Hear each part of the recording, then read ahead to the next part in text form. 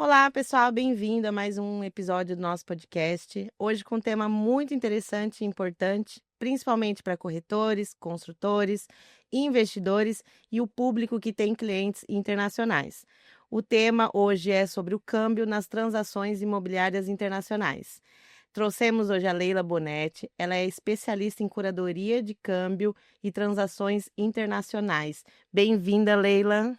Muito obrigada. Obrigada, Jaque. Obrigada, Lu. É um prazer estar aqui com vocês, trazendo um pouquinho desse tema que é extremamente importante, principalmente para a nossa região aqui do litoral catarinense. A gente que agradece a tua presença e aceitar o convite. Obrigada. Leila, conta para nós então, o que que é, iniciando do início, o que que é essas operações de câmbio? Vamos lá. Primeiro que a palavra câmbio, ela já vem aí de muitos anos e nada mais é do que troca, né? E quando a gente traz isso para o mercado financeiro, é uma troca de uma moeda estrangeira convertida para os reais, né? Que é a nossa moeda nacional.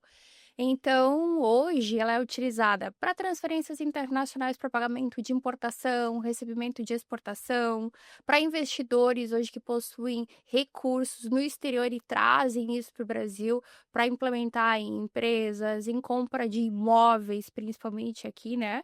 Falando novamente do nosso mercado. Então, câmbio nada mais é do que essa transação financeira, né? Essa conversão de uma moeda estrangeira para reais ou vice-versa também, tá? Com a internacionalização aí do mundo de cada vez mais rápida, cada vez mais intensa, então basicamente o câmbio é isso, é essa troca. E aí a gente tá aqui para falar um pouquinho de como estruturar e fazer isso da melhor forma e principalmente de uma forma legal, legalizada. É bem por aí, né? Porque a gente vê tantas notícias, né, Leila, envolvendo essas situações de dinheiro vindo para o Brasil de forma ilegal, o que traz até um certo prejuízo para o mercado das cidades, né? Principalmente nos últimos, eu diria até nas últimas semanas, né? É, Quanto apareceu de notícias aí de responsabilidade de corretores Isso. sobre situações de negociações imobiliárias. Isso aí. A gente fala muito do nosso mercado aqui agora, porque é indiscutível o crescimento que teve, o crescimento que vai ter, porque a gente vê compras de terrenos com projetos de construção para daqui 30, 50 anos, né? E todo mundo está buscando a nossa região pela tranquilidade, obviamente, pela segurança, né? Pelas vistas maravilhosas que a gente tem. Então, tudo isso resulta em qualidade de vida. Eh, e o que tem sido hoje o ponto focal da transferência internacional? Muitos brasileiros hoje residem fora do país e têm a sua fonte de renda lá fora, né? E também investidores que olham para o Brasil com bons olhos, porque sabem que a economia ela tem seus altos e baixos, né? E o Brasil ele é abençoado, né? Vamos combinar que aí dentro de todos os altos e baixos, a gente é muito abençoado. E a nossa região, particularmente, né, gente? A gente tem aí, eu acho que Deus caprichou numa bencinha a mais aí, com toda a beleza que a gente tem e números, né? A gente trabalha muito com números e o crescimento da nossa região, tanto industrial quanto no ramo imobiliário, enfim, a gente tem um crescimento contínuo, né? E isso, obviamente, atrai o quê? Construção. E a construção civil, quando ela cresce, ela acaba trazendo todo o entorno, né? Porque logo vem universidades, enfim, todo o entorno. toda a Isso, infraestrutura, né? exatamente. Acaba se ampliando.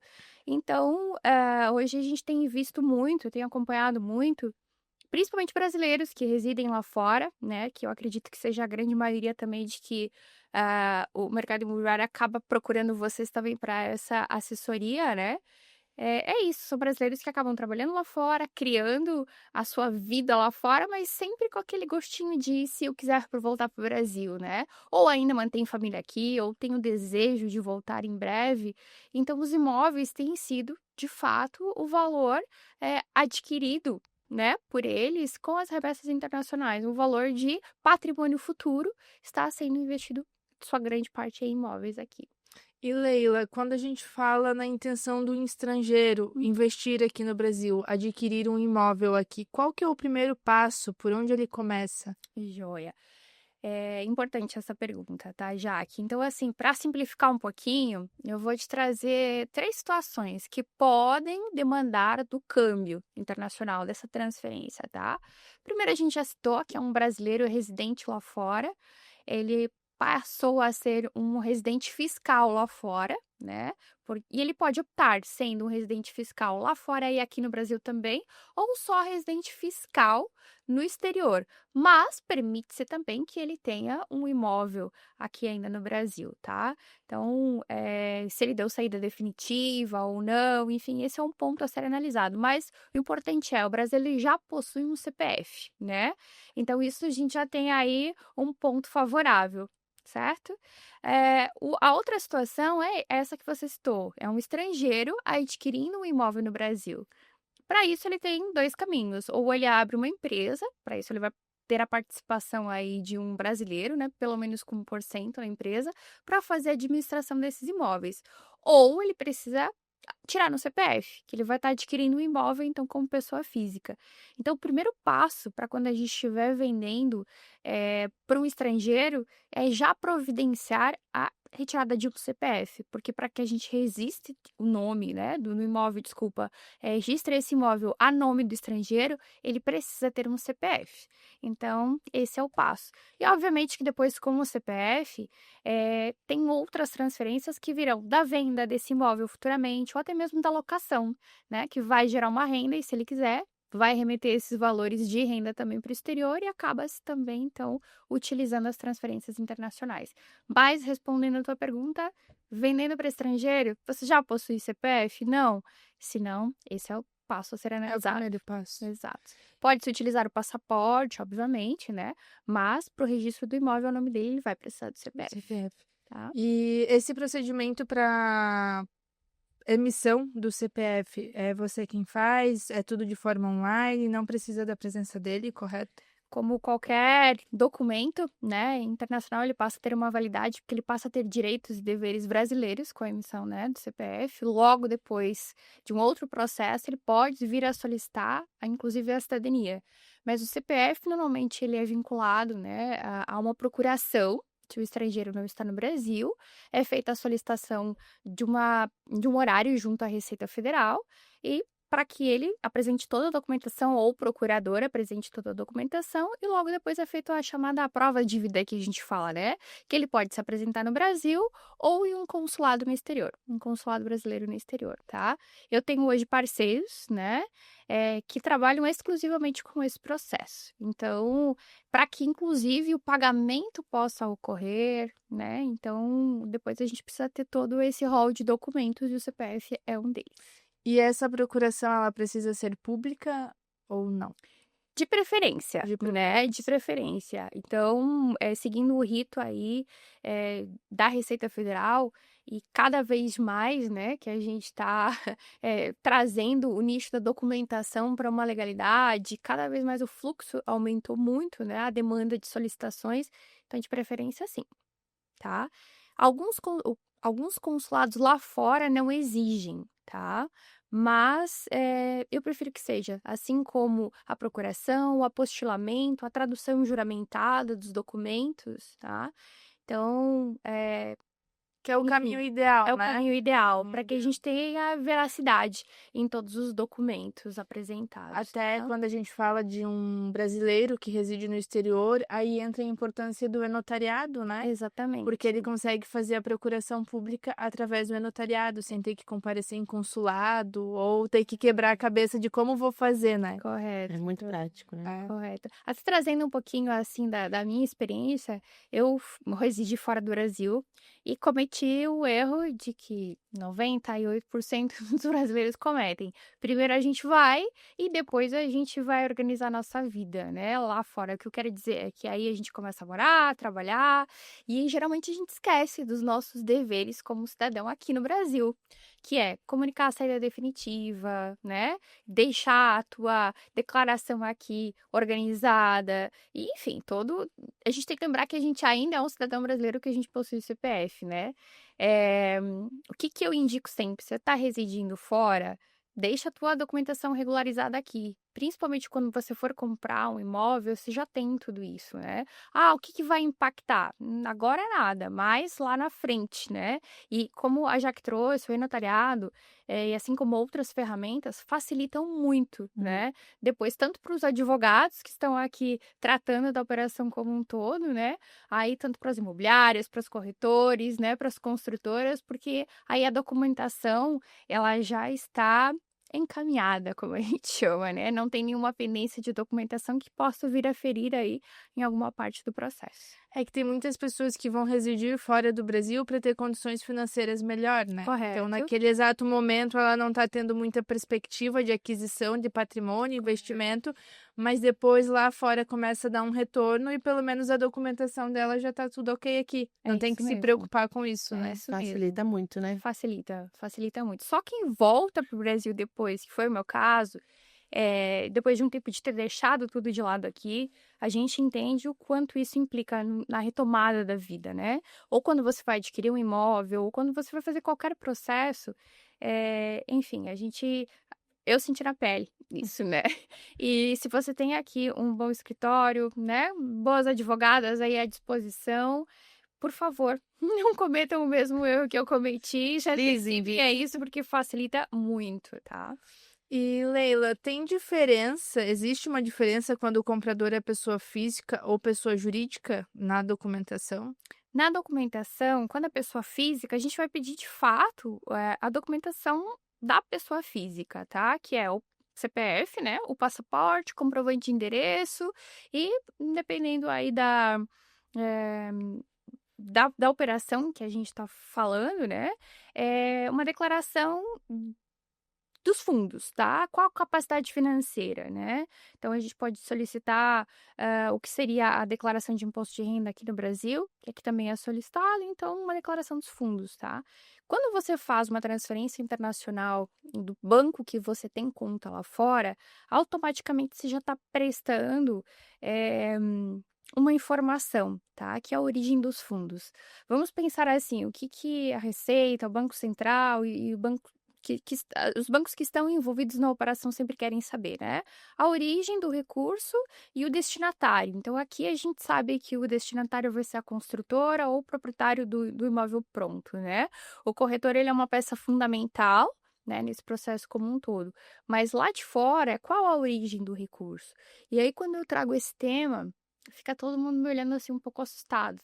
Como é que eu vou saber a origem do recurso? A pessoa trabalha, né? E vem do trabalho dela. Perfeito, mas você concorda? Aí eu vou trazer um pouquinho assim para a gente pensar, né? Você está hoje vendendo imóvel para um estrangeiro que você não conhece, né? Ele tem aí um prazo de 90 a 120 dias para te apresentar o CPF. Ele vai te remeter valores lá de fora. Mas se ele não te apresentar em algum momento, de alguma forma, a origem do recurso, como é que você garante que você está vendendo para uma pessoa idônea, né? Aí eu vou usar aqui um nome genérico, né? A dona Maria da Silva está morando lá fora. Ela te falou que ela é faxineira. Ela trabalha na Europa como faxineira e essa a renda dela. Tá tudo bem. Vocês concordam que até aí tudo certo. Mas quem te garante que ela não é a dona Maria da Silva, que trabalha lá fora em uma rede internacional de tráfico de órgãos de crianças e de mulheres, e o valor que ela recebe em mãos, ela vai em qualquer casa de câmbio lá fora, não registrada, manda o dinheiro de qualquer forma e chega aqui, vocês recebem esse valor e aportam na compra do imóvel. Vocês até podem me perguntar, assim como eu já fui questionada, né? Mas o que eu tenho a ver com isso? Simplesmente você está colaborando com a lavagem de dinheiro, né, do tráfico, né? Então, para quem entende um pouquinho, ou se vocês se aprofundarem um pouquinho para estudar, a lavagem de dinheiro, os três principais ativos do qual ele é utilizado hoje para lavagem de dinheiro são imóveis, joias e obras de arte, né? Dentre tantos outros.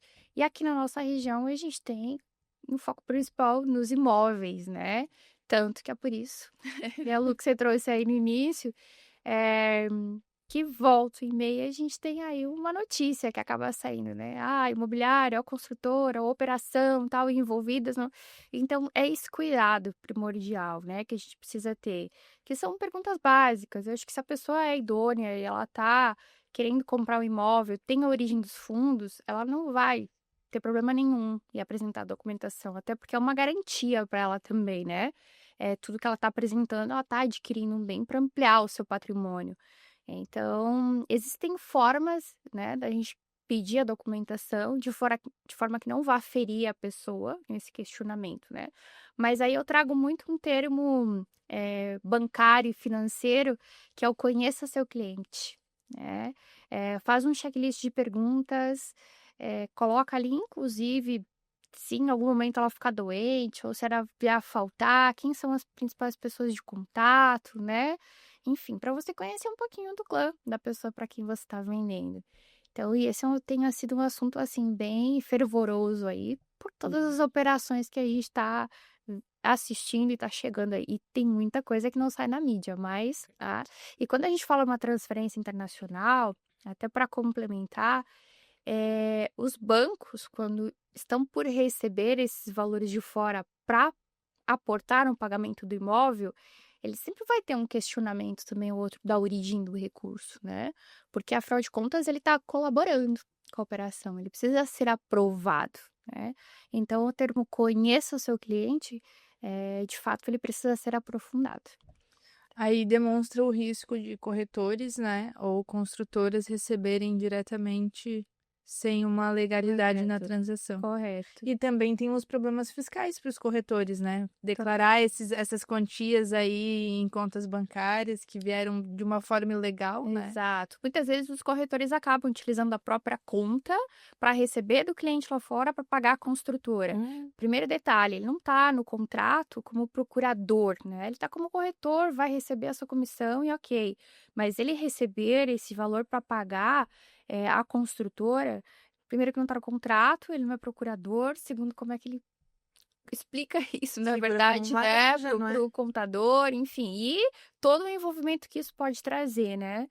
Então, é por isso que eu sempre acabo mencionando, você tem dúvidas, está com um cliente, está com uma operação, consulta teu jurídico, né, chama teu advogado, com certeza teu advogado vai pontuar, seja o advogado da construtora, seja o advogado da imobiliária, consulta teu advogado, pergunta para ele qual a melhor forma de fazer, para que você não fira de fato o que está no contrato, porque afinal de contas é o contrato quem vai, né, vocês melhor do que ninguém para defender isso. É o contrato quem vai defender É. todas as causas, sobre ele que a gente vai debater, né, então é isso.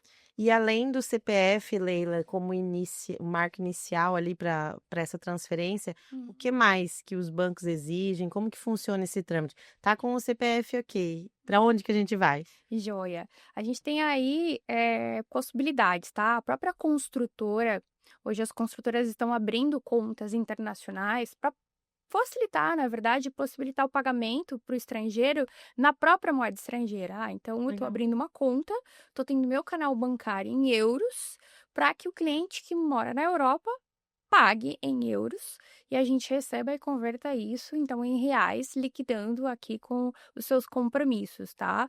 Então, para isso, a construtora precisa, de fato, abrir junto ao seu banco, ou a instituição financeira que preferir, né, um canal bancário para proceder com esse pagamento. Então, eu diria que a documentação do cliente estando ok, né, com o CPF, passaporte, comprovante de endereço, esses detalhes, esse conhece o seu cliente, aí parte-se para o lado dos dados bancários, né?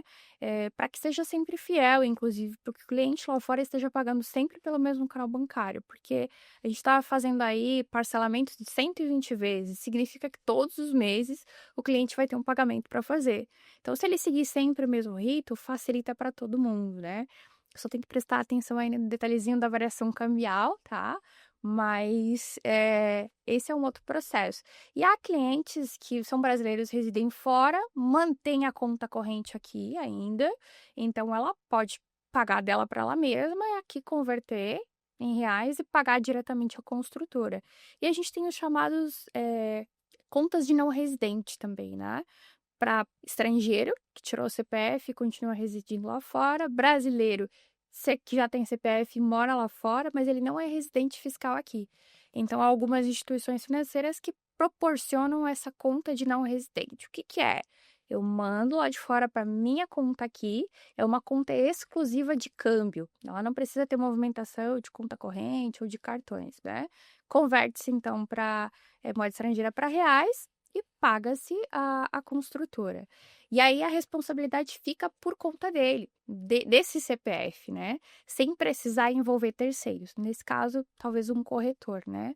E aí, só ressaltando um pouquinho também, a gente está numa região que antes era muito comum, pela proximidade que a gente tem com a Brasil, Paraguai, Argentina e Uruguai, era comum, né? A gente cruzar a fronteira, pegar dinheiro e vir aqui para cumprir com a compra, com o contrato. Gente, não façam isso. Existem meios legais e baratos também, né? Que a gente pode promover isso. Então, não corram mais esse risco, um risco de vida, um risco de ser assaltado, perder esse valor. E você está colaborando com a evasão de divisas, você está cometendo um crime. Então, Que é mais um, né? mais uma lista. Mais uma lista. Isso aí. E, Leila, quais as contas que podem ser utilizadas, quais os tipos de contas que podem ser utilizadas para uma transação nesse porte? Porque hoje a gente vê aí Nomad, Wise, entre outros aplicativos que as pessoas utilizam para transações internacionais, né? Joia. Vamos lá. Nós precisamos aprender a separar um pouquinho, né? Porque a gente tem aí o nosso espírito de viajante, então a gente acaba baixando todos os aplicativos, inclusive eu sou uma. Tem todos os aplicativos de viagem que vocês puderem imaginar. E aí carrega euros aqui, dólar ali, né? Enfim, a gente vai carregando nesses aplicativos e a gente pode enumerar, enfim, todos esses que você falou e existem outros muitos no mercado, tá? A gente precisa entender que a gente está falando de operações que elas ultrapassam valores de 100 mil dólares normalmente, né? Então, trazendo um pouquinho só para análise. Quando a gente vai viajar, hoje a gente tem aí, a gente pode viajar com 10 mil dólares, sem o registro, né, na alfândega quando a gente sai. Se a gente vai com 11 ou com 12, eu já preciso para registrar, passar para registrar. Significa que existe um padrão, um limite colocado pelas instituições que regularizam isso que ela fala, ó, daqui para cima você tem que passar para registrar isso, tá? Quando a gente fala de recebimento de valores, essa operação ela precisa passar por uma mesa de câmbio, onde ela vai passar pelo back-office do banco. Ele faz análise do contrato de compra e venda, ele analisa quem está comprando, quem está vendendo, faz uma pesquisa, por exemplo, se esse nome de comprador ou de vendedor não está no COAF, tá? E ele autoriza a operação e abre o canal bancário e começa-se então as transferências. Vocês concordam que a gente está falando sempre de milhões agora aqui dos apartamentos da nossa região, né? Assim, raramente você vai encontrar algo abaixo de 500 mil. Assim, já é raro. Bilhões, né? Então, tem mais esse detalhe.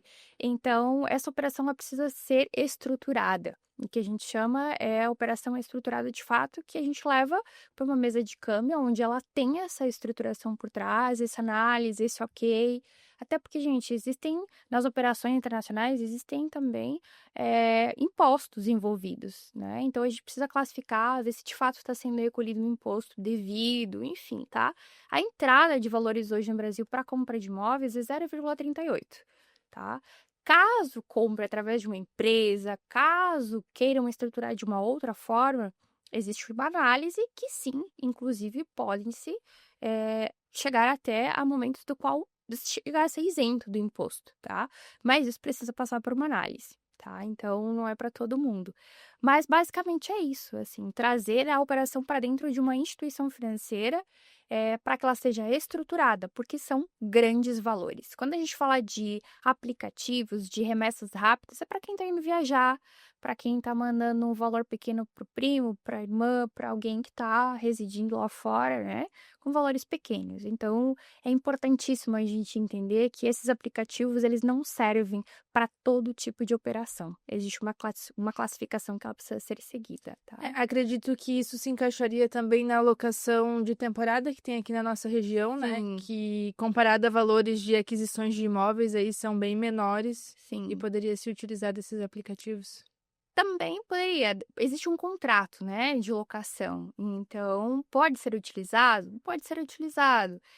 A gente só precisa entender que toda instituição da qual você vai operar, ela precisa ser uma instituição legalizada, tá? O que eu quero te dizer? Existem casas de câmbio, né? E só um ponto antes. Normalmente, quando a gente fala de locação aqui, a gente está recebendo em dólares, né? Que é o pessoal aqui, tipo, próximo que vem, da Argentina, normalmente, né?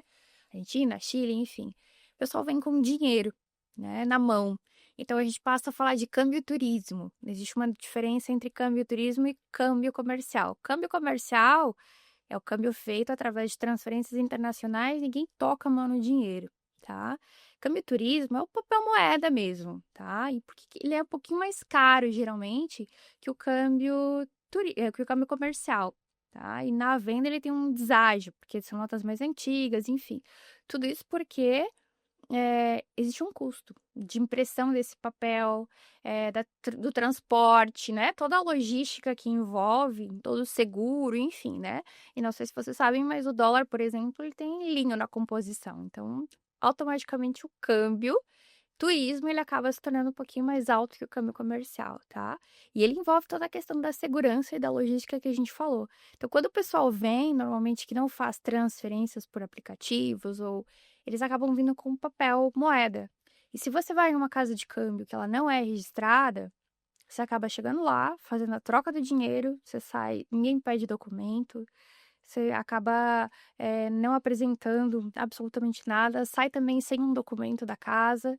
É diferente de você ir a uma casa de câmbio, onde eles pedem um documento de identificação, registram um documento, colocam o valor que foi feito o câmbio. Você vai ver que tem uma câmera te filmando, um microfone. Então, gente, isso tudo é por segurança. Segurança de quem está trocando, da instituição financeira, porque se em algum momento o Banco Central, Polícia Federal, alguém questionar, tem gravação, tem filmagem, tem documento, tem tudo, tá? Então, o que eu sempre oriento? A locação, ela pode seguir o rito também da compra, através da instituição financeira, tá? Através de mesa de câmbio com os bancos, através dos aplicativos, mas caso ela seja feita em papel moeda, que ela seja feita, então, em uma casa de câmbio registrada, tá? E normalmente aqui nos shoppings tem, né? Normalmente a gente tem várias casas de câmbio. Mas muitas pessoas evitam, principalmente os brasileiros, por conta de informações para a Receita Federal, né? Porque o pessoal acha que, eu vou pagar imposto mais caro. Gente, o EOF, ele já tá calculado, inclusive no câmbio black que a gente fala, o pessoal não vai deixar passar isso, tá? Então, você acaba, ironicamente, pagando mais caro por uma operação ilegal e fria, né? E se você trouxer isso para a mesa, trouxer para quem sabe, conversar com o seu advogado, estruturar, obviamente vai ficar muito mais fácil e econômico, no final das contas aí. E Leila, referente às despesas dessa transação imobiliária, tem alguma além da taxa de câmbio em si e do IOF? Quando a gente fala de transferências, vou trazer aqui dos casos dos quais eu opero, tá, gente? Se for uma operação mais estruturada, que normalmente vai exigir um desenvolvimento de um contrato, né? E uma equalização entre contábil, jurídico, enfim, desse entendimento da operação, pode haver um custo adicional aí para o desenvolvimento desse contrato, tá? Porque ele é elaborado junto ao jurídico, à contabilidade, também a instituição financeira que vai aprovar. Então, aí existe um custo para a elaboração de tudo isso, tá? E aí depende muito da operação, dos valores envolvidos, enfim, tá? Então, isso precisa ser analisado caso a caso. Quando a gente fala de uma operação que a gente enquadra isso na mesa de câmbio, ela é uma operação comum de compra e venda de imóvel, que a pessoa vai remeter o valor, seja num pagamento à vista ou parcelado, na verdade, a tarifa de contrato de câmbio, que as instituições acabam cobrando, que ela varia de 15 a 50 dólares, e em alguns casos até isentos, tá? O IOF, que aí, quando a gente está trazendo para o Brasil é 0,38, quando a gente está tirando, a gente teve uma briga séria aí, né? Nos últimos dias, de novo, subiu. Então, agora está em 3,5 aí, né? E tem também o spread, a variação cambial. E aqui, gente, é um ponto bem importante, tá? Quando a gente abre o Google, o Bloomberg, o Yahoo nem existe mais, mas o UOL, enfim. E aí a gente coloca lá taxa de câmbio, né? Taxa de câmbio hoje, ou até mesmo no Banco Central. esses sites, eles trazem uma média da qual o mercado está operando no dia, tá? Então, eles classificam tudo que está operando já na manhã, traça uma média da qual o mercado está operando hoje. Mas aquela taxa não é a taxa do momento, não é a taxa fechada, tá? Primeiro que o Google não fecha câmbio, gente, tá? Então, Em viagem, eu já procurei muito Tá. o câmbio no Google. Quem nunca, né? é uma média, tá tudo bem porque é uma média, mas você não pode chegar no banco e brigar que você quer aquela taxa, porque não vai acontecer, tá? Esse é um ponto bem importante. E tem um outro detalhe, que quando a gente faz um pagamento internacional, e aí que a gente considera o fuso horário, a gente considera toda a análise do banco lá fora, né, o processo interno do banco lá, até chegar aqui, pode demorar de 24 a 48 horas úteis para o valor chegar. E existe sim uma variação cambial desse tempo, né? O câmbio e as outras moedas, elas variam de minuto a minuto. Então, pode subir, pode cair. Tem sim essa variação cambial, tá? Então, existem formas também de você se proteger disso. Eu nem falo da trava cambial. É você sempre fazer uma simulação junto à sua mesa de câmbio ou prestar atenção no seu aplicativo para as variações e tentar verificar aí uma média da qual pode oscilar nesse meio tempo até que o valor chega, tá?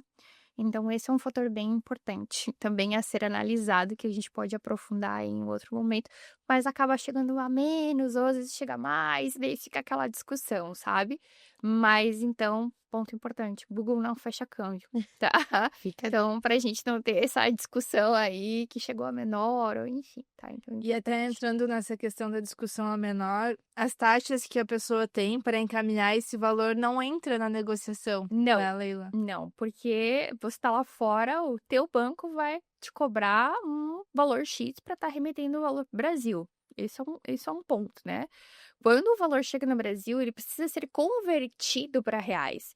E aí existem as taxas no Brasil, né? E aí é um acordo de quem vai ficar com essas taxas, de quem tá pagando, que tá recebendo. Mas um detalhe, você que está fora do Brasil, você que é estrangeiro, né? Você está se comprometendo com um contrato em reais. Então, você precisa abater das parcelas ou desse valor do imóvel total em reais. Então, taxas são doloridas, impostos são doloridos, mas, enfim, eles são Faz aplicados. parte. São aplicados. E aí já entra a importância também de um contrato bem feito, né? Correto. Principalmente referente às taxas. Quem que vai arcar com o pagamento dessas taxas? Exato. Seja com uma construtora ou com um vendedor pessoa física. Exato. Então, assim, tudo é uma questão de entendimento, já que bem levantado esse ponto, porque eu já tô assistindo aqui, e para mim isso é um show, por isso que eu falo que eu tô assistindo. Já tem construtoras que estão emitindo o CPF para os estrangeiros, tá? Então, pega-se uma procuração, apresenta-se para ele, o advogado da construtora fica responsável, né, pela emissão do CPF, fica como procurador, e a construtora está presenteando o estrangeiro com o CPF. E aí, fica até um gatilho de venda, né? Você não está entregando só um CPF. Ele vai precisar desse CPF para muita coisa, né? Ele vai depender desse CPF depois para, inclusive, comprar outros imóveis, né? Então, dar esse presente que você pode diluir aí no custo, tá? Mas tudo isso, se você trouxer para a mesa dentro da construtora, né? Com a equipe de vendas, obviamente com o jurídico, gente, envolvam o jurídico em todas as operações, porque ele tem todas as ferramentas para estruturar isso, para a gente não correr atrás dele depois para resolver um problema, né? Acho que vocês vão concordar as duas comigo, é muito mais fácil estruturar e fazer esse compliance interno para que tudo ocorra de uma forma certa, que depois tem que todo mundo correndo atrás de resolver o problema, tá? Preventivo, né? evita muita dor de cabeça, né? Evita e depois, perante ao cliente também, você acaba demonstrando que você está estruturado para vender imóveis para o exterior, tá? Porque tem acontecido muito, o pessoal lança campanha para o exterior no momento que o cliente quer pagar e agora, né? Então, aquela aquisição daquele sonho acaba se tornando um pesadelo porque o processo acaba se tornando burocrático porque você não sabe o que está fazendo. E o corretor acaba fidelizando o cliente, né? O Total, investidor, porque total. uma negociação complexa dessa, feita de uma forma limpa, segura, é um gatilho de venda muito rápido, né? Exato. E o bom disso tudo é que você pode estar vendendo um apartamento de 1 milhão e um apartamento de 35 milhões e o processo é o mesmo. Olha só que bacana. Até porque tem muitos corretores que não fazem ideia desse conhecimento, né? Não. Então, o E- cliente que ele vai fazer inúmeras transações de investimento no Brasil, tendo um corretor que ele percebe que possui esse conhecimento de câmbio, ele com certeza vai fidelizar como sendo o corretor dele, não vai Claro. querer mais nenhum outro. E também acaba abrindo portas para o corretor do mercado internacional, né? Como uma boa comercial que eu sempre fugi muito de CRM, jurídico, contabilidade, porque acaba soando sempre no início como uma parte burocrática, né? E meu negócio é vender. Erro fatal.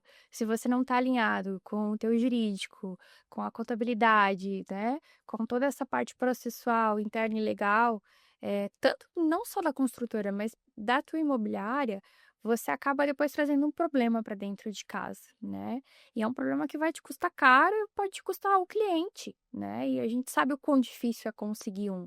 E para perder é super rápido. Então, fica aqui meu conselho para que os corretores, as imobiliárias, né, os gestores das imobiliárias, o corretor autônomo que tem que fazer ainda 1000 coisas, né, já que ele é mais sozinho aí, se aprofunda um pouquinho nesse detalhe, senta com vocês, tira as dúvidas, estrutura isso, porque no momento que aparecer um cliente, ele vai ter isso na ponta da língua. Isso traz segurança, é conhecimento. Isso, de novo, a gente está se antecipando a um processo que a gente já está vivendo, que é a internacionalização aí, né? E essa venda cada vez mais fluente para os nossos clientes lá fora. Eu tenho clientes imobiliárias e consultoras que estão vendendo para gente que não fala o idioma, mas a coisa está acontecendo, né? Então, por que que a gente vai travar justamente no momento mais importante, que é o pagamento? Não tem porquê, né, gente? É muita ironia a gente conseguir vender para alguém que não fala o nosso idioma, tá tudo certo, aceitou tudo, e no momento do pagamento a gente trava ali. Não dá para perder venda dessa forma, tá? E ainda que seja uma venda internacional, né, Lu, o corretor continua mantendo a responsabilidade civil dele aí Total. a qualquer dano para o cliente, Total. né? Afinal de contas, foi o corretor quem prospectou. eh, Depois ele vai falar, ele tá no contrato, né? Ah, eu não sabia, amigão. Você tá aqui no contrato, você recebeu a sua parte como Fez ouvinte, parte, né? né? Então, se você não sabia, pior ainda vai ficar do seu lado, né? Porque as instituições, elas não querem saber se você não sabia, né? Não interessa, a culpa é sua, né? Não vai poder Friamente alegar, né, falando, É. exatamente. Então, se você não tem conhecimento, a resposta vai ser essa. Se você não tem conhecimento, não venda, tá? Primeiro adquire antes, sabe? Então, é, é isso, gente. Hoje a gente tá no momento que a gente não pode mais dizer que a gente não tem ferramentas para fazer as coisas certas, tá? É inadmissível. Hoje, no momento que a gente tá. E aí tem um detalhe que a gente tá. O Brasil vive a era do Pix, né? O Pix e o WhatsApp aceleraram a gente de uma forma que a gente acha que tem que ser tudo nessa velocidade, tá? Primeiro que o Pix, ele é para pagamentos nacionais, tá? Então, já começa por aí. Lá fora, nos Estados Unidos tem o seu Pix, tem outro nome, mas tem a sua forma de pagamento rápida. Mas bancos europeus, que estão 500 anos na nossa frente, ainda é muito manual. A assinatura da ficha de cadastro para abertura de conta, ainda tem todos os processos muito manuais ainda, tá? O mercado financeiro brasileiro é um dos mercados financeiros mais desenvolvidos do mundo, mas a gente depende de outros mercados para que a coisa aconteça. Então a gente tem que entender que o Pix é uma coisa nossa, que um pagamento internacional estruturado e bem feito para esses valores que a gente está falando aqui, ela não vai vir do dia para a noite, tá? E se ela vier, eu vou utilizar um exemplo aí dos aplicativos. Ela tem um teto, é 250 mil por CPF, como máximo, tá? 250 mil, você não terminou de pagar o apartamento. Daí você vai pagar o nome de outra pessoa, de terceiros, que não está no contrato de compra e venda, você já começa a falhar com o processo, tá? Então, o que eu quero trazer muito é essa sensibilidade para isso. A gente está aí correndo atrás, tentando vender para ganhar a vida, mas esses pulos que a gente acaba dando do processo pode a gente atrapalhar muito ali na frente, tá? E te trazer questionamentos que você não precisaria ter no futuro, tá? Então, essa corresponsabilidade, ela é extremamente importante, tá? Que todo mundo entenda. E os investidores estão vindo, né? Alguém vai fazer essa intermediação e tem que ser alguém capacitado, né? Estão vindo, a gente fala de novo, falando de economia, porque não sei. Gente, para quem trabalha um pouquinho no mercado financeiro, entende que Geralmente o pessoal que tem grana, que tá a fim de investir, ele compra na baixa para vender na alta, tá? O que eu quero dizer é que a construção civil não parou, né? E nem vai parar, que tem muita coisa acontecendo, Muito. tem imobiliárias e construtoras aqui, por exemplo, Itajaí, né? Itajaí hoje a gente está com uma demanda, na verdade, é uma procura alta aí de imóveis prontos. Está faltando imóvel pronto para o pessoal morar, né? Então, isso quer dizer que veio muita gente aqui para nossa região, tem muito investimento exterior chegando, principalmente no ramo imobiliário, e é isso, está acontecendo. E como você bem falou, Lu, quem sabe tudo isso consegue estruturar, tá na frente, né? Alguém lá de fora que já está confiando no nosso mercado, está confiando o dinheiro dele, né? Aqui para o nosso mercado, se ele se deparar com um processo burocrático e meio travado, Dúbio, né? exatamente, ai, tem muita informação aí que não tá batendo, ele vai se sentir inseguro, automaticamente ele não vai fazer. Agora, se ele sentar e falar, olha, eu tenho tantos mil dólares que eu posso fazer esse investimento, você trazer ele para a mesa com um contrato, ter o jurídico, sentar e falar, olha, você pode fazer os pagamentos internacionais dessa forma ou dessa, vai ocorrer aqui, tá o canal bancário, mensalmente a gente vai te atualizar, né, com o CUP, valor em reais, e já vai te passar uma média em dólares com relação à variação, quanto você precisaria pagar. Tudo bem isso para você? Você tem conta aqui? Pretende abrir? Enfim, você entende como é fácil colocar isso na conversa? A pessoa vai falar, poxa, eu já sei, a pessoa já sabe o que tá falando, né? Eu já sei que é aqui mesmo que eu vou ficar e não para outros. E depois vem a famosa indicação, né, gente? Que é a melhor Tá. forma de vender qualquer coisa é indicação. Ainda com toda a tecnologia de hoje em dia, a melhor forma é a indicação. Somos nós que alimentamos a IA, somos nós que alimentamos a tecnologia. Se nós não sabemos o que estamos fazendo, o que vamos alimentar e onde vamos procurar informação dentro da tecnologia, né? Então, caminham juntas. Essa coisa de que, eu vou ser substituída por... você vai ser substituída por alguém que sabe fazer. Por um outro ser humano que sabe fazer, que sabe usar. Mas nunca por uma máquina. Isso é Porque o fato. conhecimento vem da gente, né? Agora, Óbvio. claro, se a pessoa não tiver conhecimento, ela acaba Você vai ficando para substituir, trás. exatamente. Lu, e infelizmente nós estamos chegando ao final. Que pena, tem muito assunto ainda. Tem, gente, dá pra ir longe. Mas fica aí uma dica pra gente fazer um Uma segundo parte capítulo, né? Uma parte 2. Leila, Isso você já tá aí. convidada. Muito A obrigada. gente tá tendo uma aula de câmbio aqui, né? Câmbio, Total. câmbio Pode de se aprofundar sim, a gente pode se aprofundar inclusive nos contratos aí que vocês elaboram, né, para compra e venda. Enfim, estou aqui para isso, gente. Uma última coisinha, Leila, antes da gente finalizar. Para o banco, tem diferença um termo de reserva, um termo de compra para um contrato realmente de compra e venda? Tem, tá? Geralmente, e vamos lá, o termo é algo aqui muito da nossa região, né? Foi algo que foi meio que colocado aqui e a forma como a gente opera hoje no mercado imobiliário. As instituições financeiras, algumas aceitam o termo e outras não, tá? Então, esse aceite, ele fica muito a critério de cada instituição financeira, se ela aceita ou não. E para as que aceitam, é porque está chegando o contrato e a documentação do cliente, o termo, muito bem embasado. Tá? Inclusive, ele vai te cobrar toda depois a unificação das matrículas, enfim, tá? E toda essa. Vai ficar essa pendência, tá? Então, mas esse é um critério que cada instituição financeira, ela quem vai dizer aceito ou não aceito, tá, gente? E tem que ser tudo muito bem embasado, acompanhado e, obviamente, que depois se comprometer com a entrega da documentação. Leila, e o que é a famosa CNR? CNR é conta de não residente. Tá? Então, ela serve para um brasileiro que deu saída definitiva do país, ou seja, ela não declara mais imposto de renda no Brasil, está declarando imposto de renda, né, e afora onde ela está residindo hoje, ou para um estrangeiro, que ele, por mais que ele tire o CPF dele, inclusive para abrir a CNR, ele vai precisar do CPF, tá? Mas ele continua residindo lá fora. Então, a gente abre essa conta de não residente. É uma conta que não vai movimentar como uma conta corrente, tá? Não vai ter cartão nem nada, mas ela vai possibilitar isso. Você mandar lá do exterior do seu nome, Aqui para o Brasil, para uma conta de não residente ao seu próprio nome, você fica responsável por essa conversão, né, de moeda estrangeira para reais, e você paga diretamente a construtora ou o proprietário. Tá? Então, em outras palavras, você faz um envio de moeda estrangeira para uma conta aqui no Brasil em moeda estrangeira, e você se responsabiliza por fechar o câmbio e pagar quem você precisa pagar. Ou, em outros casos, a construtora, ela quem recebe a moeda estrangeira, fecha o câmbio, ou quando a gente usa o termo fecha o câmbio, converte a moeda estrangeira para reais e absorve esse valor, tá? Então, a famosa CNR é isso.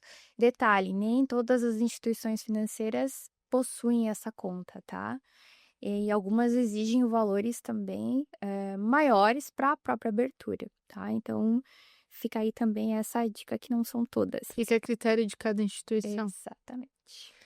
Bom, pessoal, e chegamos ao final de mais um episódio do podcast. A gente fica na expectativa, né, Lu, de poder trazer a Leila aí mais uma vez. Certeza. Tem assunto para mais de hora.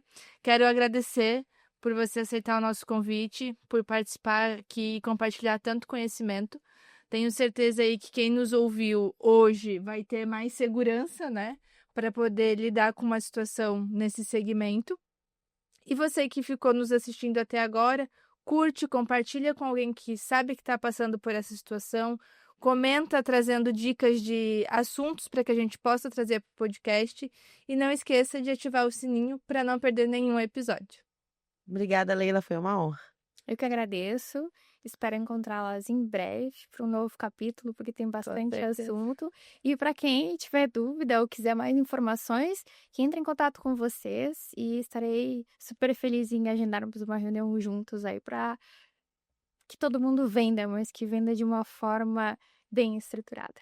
E você trabalha em toda a região aqui, né, Leila? A nível nacional e também internacional, gente. Então, de novo, que não tem mais desculpas para que a gente faça as coisas de uma forma correta. Então, finalizamos mais um episódio. Até o próximo. Tchau, tchau.